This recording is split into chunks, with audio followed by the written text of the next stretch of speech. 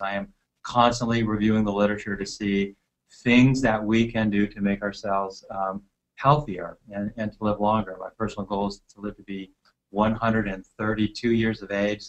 The reason that number is that I would love to see my oldest daughter turn 100, and she came when I was 32 years of age, so I'm trying to push up to 132. What I did yesterday is I went to the PubMed database, and for those of you that are unfamiliar with the PubMed database, the PubMed database is, quote-unquote, the real literature. The PubMed database is the search engine for the National Library of Medicine of the United States of America that is physically located in Bethesda, Maryland.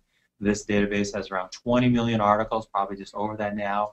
It tends to log in about another 7,000 articles per day. And looking at what makes us old or what makes us ill, the theory that is most prevalent in the literature is called the free radical theory of aging. I also typed in the words on a product that I'm going to talk about today. It's called Prodantim. If you go to the PubMed database and you type in Prodantim, there are 8 articles that have been published so far.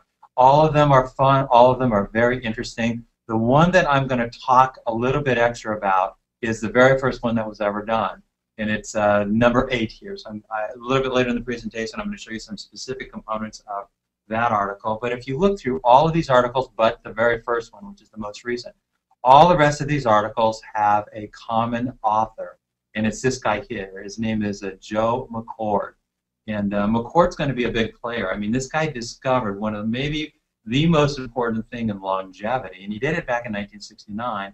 Yet a lot of people, including healthcare providers, do not understand what it is, and so part of my assignment this day is to make sure that you know what it is. The parts that I scored: deleterious side effects of free radicals, which are normally produced in the course of cellular metabolism. Since genes would be expected to be attacked occasionally, it would be anticipated that mutations and cancer would result. A slow oxidation of connective tissue by molecular oxygen catalyzed by metals. And this is going to be important for us this day, this presentation. Looking at metals right here. Metals are important because when we get in contact with metals, we increase the productions of free radicals, which means neutralizing these free radicals becomes ever so much more important. The key word in this paragraph is actually the word cysteine, which is why I scored it under with red there. That's because cysteine is an amino acid. And the key is when cysteine exists as a component of a protein, and that proteins are put together by genes. So that if you could turn on genes that produce proteins that have cysteine, you are better at neutralizing free radicals. Now, this is 1956, and remember, this is part of what I will tell you Dr. Joe McCord did. He figured out a way to upregulate these genes that are related to this and other ways to neutralize free radicals. Do all degenerative changes have a common cause? You see the number 1 there. This is how the book begins. Do all degenerative changes have a common cause? Well, they do. It says, if you look what I scored in red, our cells are producing destructive particles called free radicals, and that over a lifetime, these free radicals chip away at our cells. We call this process aging. Oxygen is a powerful destroyer of life.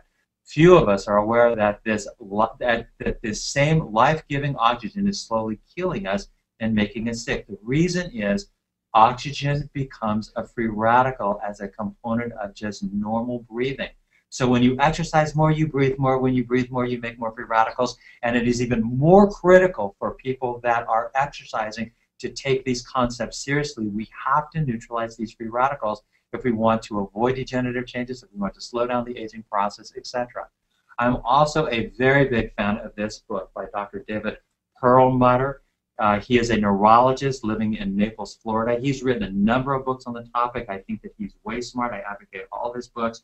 My favorite book, at least for my family, since I have 2 daughters, is that he did a book a few years ago that claims that you can raise your children's IQs 30 points by the time they go to kindergarten if, in fact, you can appropriately reduce the consequences of toxins and the free radicals that they generate. In fact, Dr. Perlmutter, in his book, The Better Brain Book, which came out in 2004, in this book he defines what makes a toxin toxic. What makes a toxin toxic, in chapter 8 of this book, you can see what I scored in red there. What makes toxins toxic is the fact that they rev up free radical production and promote inflammation. Now, you got to get the point. This is the point. If we live in an environment that has lots of toxins, we get lots of free radicals. The more toxin the environment, the more free radicals we get. The more free radicals we get, the more critical it is that we neutralize them before they do damage to cellular physiology. And then you take a look at this, and this should take everyone on this webinar's breath away. Referencing time, May 24 of 2010, you can see the date there in the bottom right.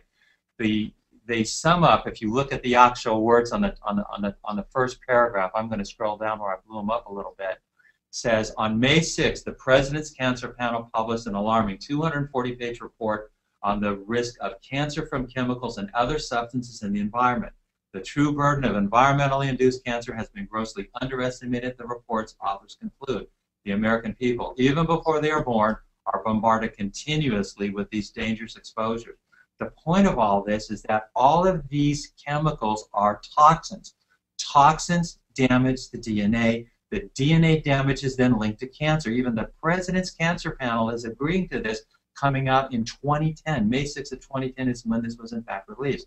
The point of it is we have so many environmental toxins now that we're getting so many free radicals that a strategy to neutralize these things before we damage our physiology is critical. It's never been more critical than this time in our history. The point of it is we're all getting toxins all day long, every day, and these toxins rev up the production of free radicals, and the result is almost all of us are suffering from chronic, uncurable, degenerative problems, that there are things that we can do to reduce the risk of these things. And we don't want to produce these free radicals, but it's going to happen because we live in a world that is full of toxins.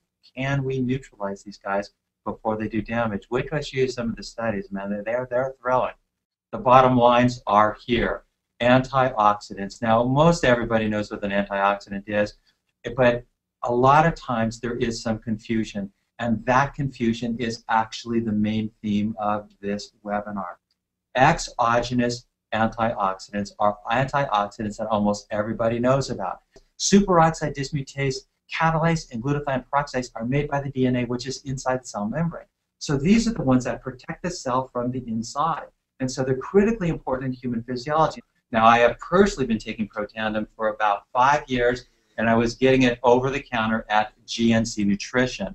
It has since then gone into a different marketing strategy, but this product has been out for some time, and because I'm a lit searcher with the desire to live to be 132 years of age, I started this product about 5 years ago. Because so many of these toxins are neurotoxins, and we pride ourselves on doctors that treat the nervous system, this is critically important for us as clinical chiropractors.